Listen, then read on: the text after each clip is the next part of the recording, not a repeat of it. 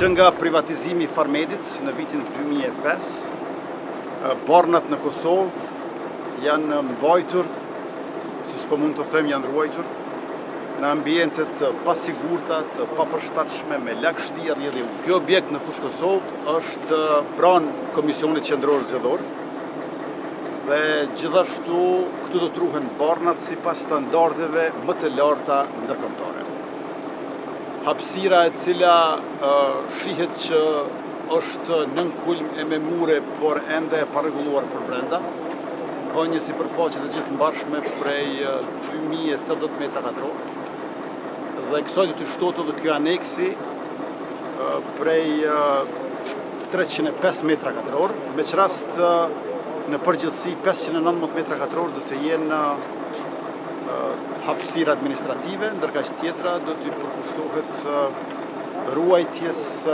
më të mirë të mundshme të bornave në vendin tonë, që paraqesin interes jetik publik. Gjithsej punimet do të zgjasin 6 muaj, pra rreth 180 ditë, që do të thotë se aty te viti i ri do ta bëjmë edhe përurimin e objektit përfunduar, ndërkaq kostoja e gjithë mbarshme është 1.770.000 euro praktikisht. Uroj që gjithçka të shkojë mbare mirë dhe që operatori ekonomik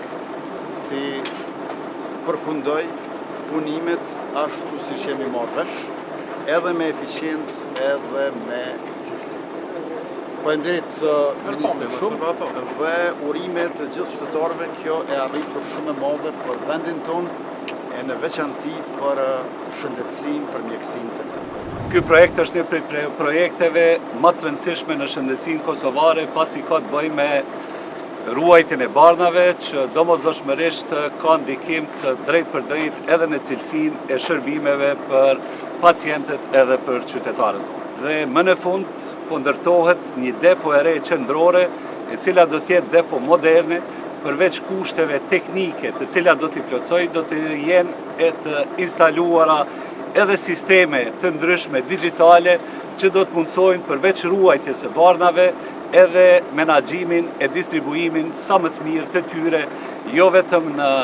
spitalet tona, por në të gjitha komunat nëpër QMF e ambulanta në mbar Republikën e Kosovës.